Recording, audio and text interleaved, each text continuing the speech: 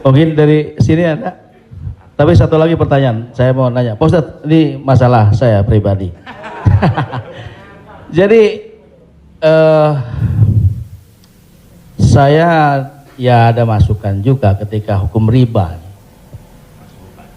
Mobil itu, ya, ini umum ya kan.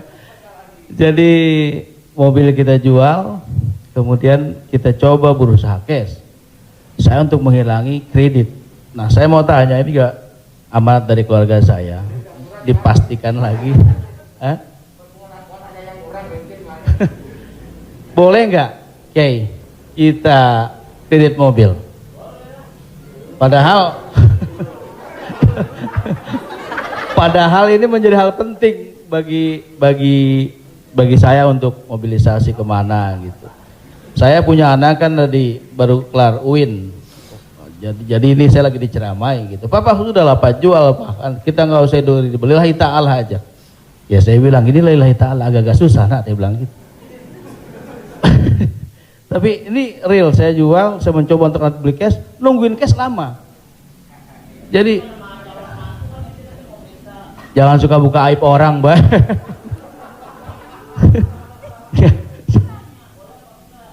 Ya, udah tadi ini dulu belum kelar.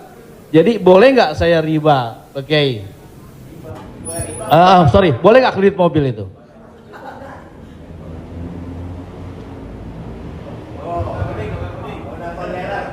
Alhamdulillah CRV jadi baru gue.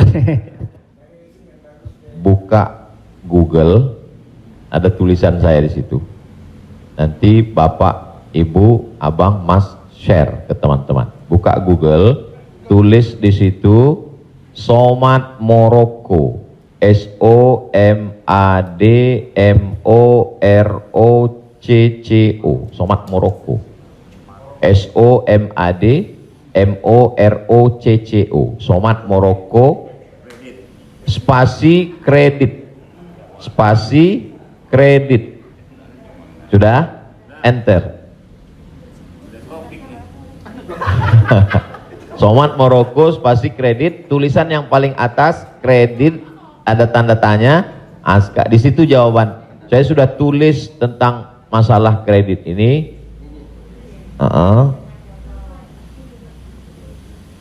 Di situ.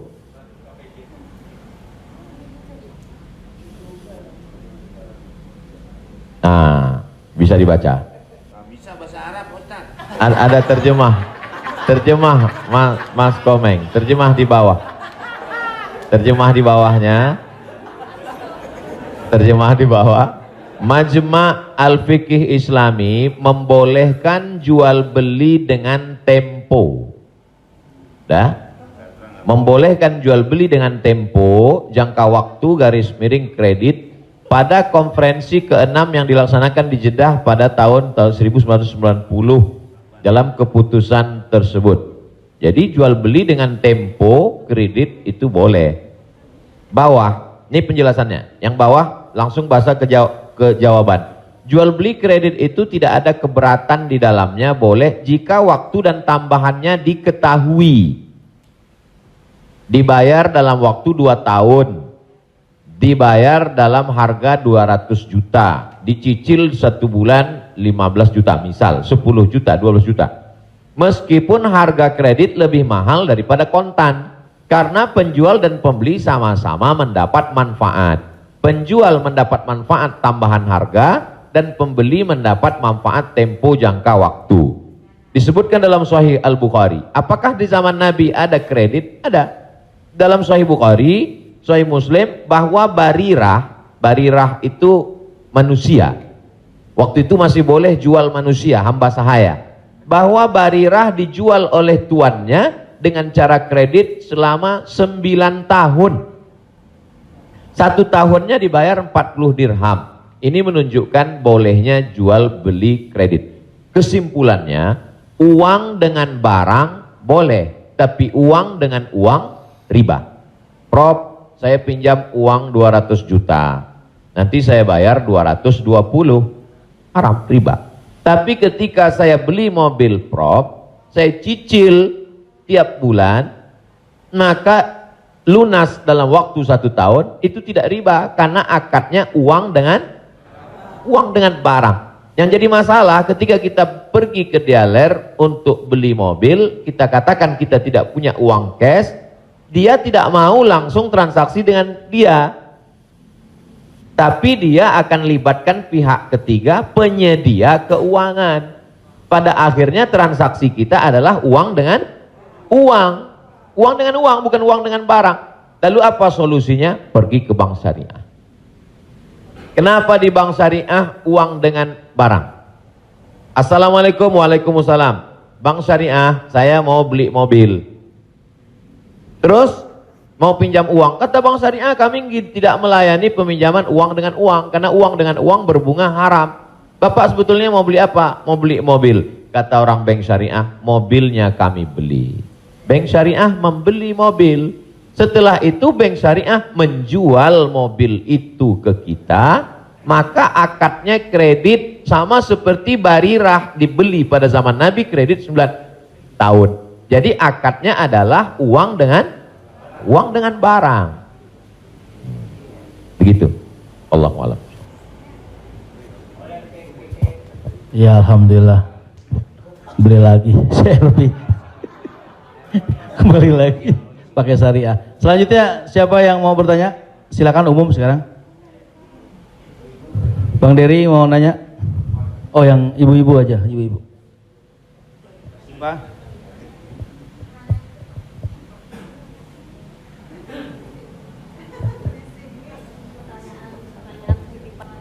Jadi Ustadz, mohon maaf Ustadz, tadi di garis bawahin lagi. Jadi artinya leasingnya yang nggak boleh ya Ustadz. Misalnya kita beli kepada dealer mobil, kita bercicil kepada yang punya dealernya boleh. Tapi kalau kita minta dari kayak sekarang banyak perusahaan-perusahaan leasing, itu yang tidak boleh. Maksudnya itu Ustadz. Ketika saya mau beli mobil, saya tidak punya uang cash, Ya. maka kata si dealer, Ya. kami akan arahkan Bapak ke penyedia keuangan. Ya. Maka sebenarnya saat itu saya membeli mobil itu cash sebenarnya. Karena dealer tidak mau dia barang ini tidak cash. Jadi kemudian yang saya cicil setiap bulan itu adalah bukan mobilnya tapi uangnya.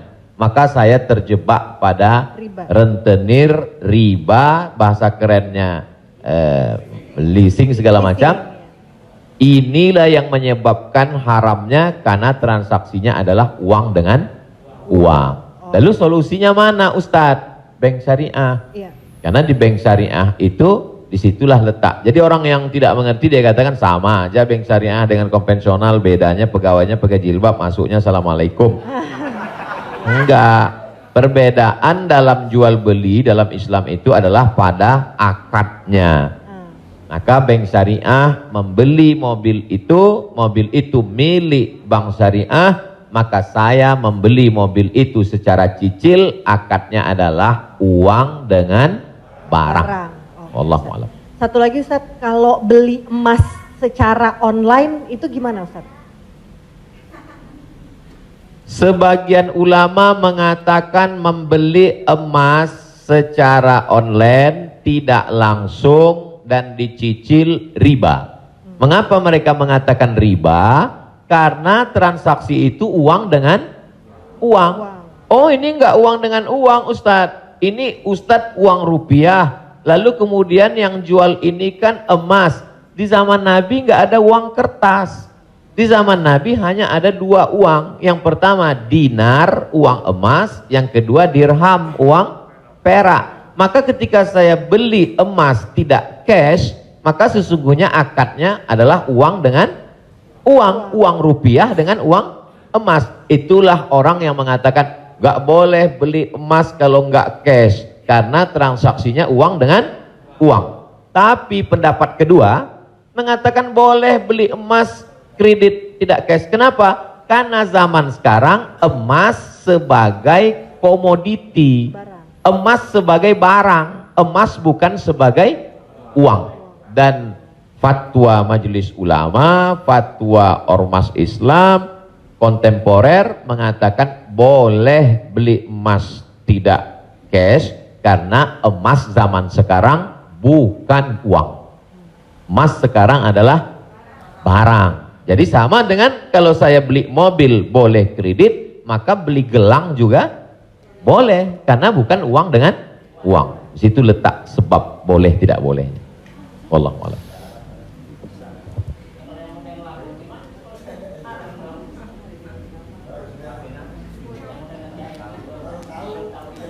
Yang sudah banyak-banyak taubat nasuha, sholat sunat, istighfar. Kalau sedang dalam proses, bisa dibom, ada aset yang bisa dijual untuk ngebom supaya selesai, jual lah. Tapi kalau ini aset pokok, tidak boleh jual rumah, karena rumah pokok, sama seperti makan. Ini kalau saya jual aset ini, saya bom, meledak semua Ustaz. Ini Hiroshima, Nagasaki hancur semua. Maka nggak boleh. Azam, tekad dalam hati, saya mencari nafkah, saya lunasi sampai habis, nanti setelah ini saya tobat, berhenti. Tapi kalau bisa jual satu petak ini, lalu ditutup ini, lakukanlah untuk melepaskan diri dari riba. Karena riba itu 5 ancamannya. Yang pertama, alladzina ya'kuluna riba la yaqumuna illa kama yaqumul ladzi yatakhabbathu syaitanu minal mas. Orang yang makan riba nanti bangkit dari kubur ketika di padang mahsyar seperti orang kerasukan setan. Yang kedua, ayyuma lahmin nabata min haramin fannaru aula bih. Setiap daging di badan tumbuh dari yang haram, maka tempatnya api neraka jahanam. Yang ketiga, orang kalau dia makan haram, maka doanya tidak dikabulkan Allah. Mat'amuhu haram, makanannya haram. Mashrabuhu haram, minumannya haram. Malbasuhu haram, pakaiannya haram. Wa ghuziya bil haram, dia diberi makanan haram. Anna yustajabulah, apakah mungkin doanya dikabulkan Allah? Yang ketiga, yang keempat, nasiyatin kazibatin khati'ah. Ubun-ubun, penipu, pembohong, pelaku dosa. Padahal yang berdosa itu tangan, yang berdosa itu mulut. Kenapa dikatakan ubun-ubun? Karena ternyata ada otak bagian depan yang selalu kita usap ketika sedang wudu. Disitulah pemikir. Otak ini berpikir ketika dia dapat semprotan darah. Darah itu menyembur dari jantung. Darah itu dari makanan. Sepiring makanan riba berubah menjadi setetes darah, disemburkan oleh jantung naik ke otak, isi otak haram, maka bawaannya mau haram saja. Gara-gara riba.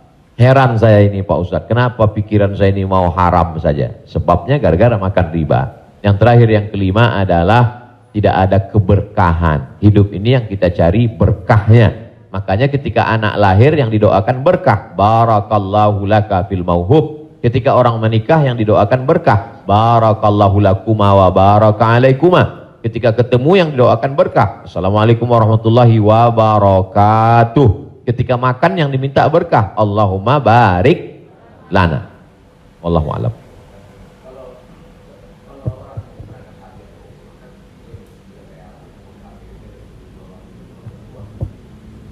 Transaksi uang dengan uang boleh dengan syarat yadan biadin, langsung cash. Maka ketika sampai di Makkah, saya keluarkan uang rupiah, saya katakan saya mau beli rial, langsung cash, boleh. Begitu juga membeli dolar. Saya sampai ke Maroko, saya beli dirham. Maka pemerintah Saudi Arabia tidak akan bisa mengizinkan buka money changer, uang, pertukaran uang ini kalau tidak ada fatwa dari ulama. Mereka amat sangat ketat. Jadi boleh tukar ini selama dia langsung dan cash di tempat itu, langsung jadi. Wallahu a'lam. Ustaz, Assalamualaikum. Ustaz, saya mau nanya Ustaz, berkaitan dengan kredit tadi, ada juga selain kredit namanya gadai Ustaz. Gadai, tahu gadai Ustaz ya? Kalau nggak tahu saya jelasin. Biasanya zaman sekarang gini nih Ustaz, orang punya kendaraan, kemudian karena nggak punya uang digadaikan mobilnya misalnya Ustaz, sama orang itu. Itu termasuk itu riba atau gimana? Kalau gadai seperti itu. Imam yang paling tua di antara imam yang 4 itu namanya Imam Hanafi. Meninggal tahun 150 Hijrah. Suatu ketika dia berdiri di depan rumah orang. Ada panas terik, dia berdiri di depan rumah orang. Padahal di depan rumah itu ada atapnya dan ada pohon kayu. Lalu orang bertanya kepada Imam Hanafi, Imam Hanafi, kenapa kamu tidak mau berlindung di bawah atap yang punya rumah itu? Dan kenapa kamu tidak mau berlindung di bawah pohon kayu? Kan lebih baik berlindung daripada kena panas. Apa kata dia? Saya meminjamkan uang pada orang ini dengan sistem gadai, maka saya tidak mau mengambil keuntungan dari dia. Ayyuma lahmin kullu qardin jarra naf'an fahuwa riba. Setiap gadai pinjaman kalau kita ambil manfaat maka itu berarti riba. Tidak mau bernaung di bawah atap rumahnya karena itu dianggap sebagai manfaat. Jadi manfaat tidak hanya sebagai uang tapi juga manfaat sampai sekecil itu dia menjaga dirinya. Jadi gadai dalam Islam hukumnya boleh, tapi jangan ambil manfaat dari gadai. Yang terjadi sekarang adalah orang mengambil manfaat dari gadai. Saya punya uang, lalu kemudian ada orang mau pinjam uang. Saya tidak percaya dengan dia. Ustadz pinjam uang 100 juta, saya nggak percaya. Kalau Ustadz nggak percaya, ini sawah saya 1 hektar. Ketika dia kasih sawahnya ke saya, maka sawah itu cukup sebagai jaminan. Tapi yang dilakukan orang sekarang adalah sawah itu dia tanam padi, dia ambil hasilnya. Hasilnya itu riba.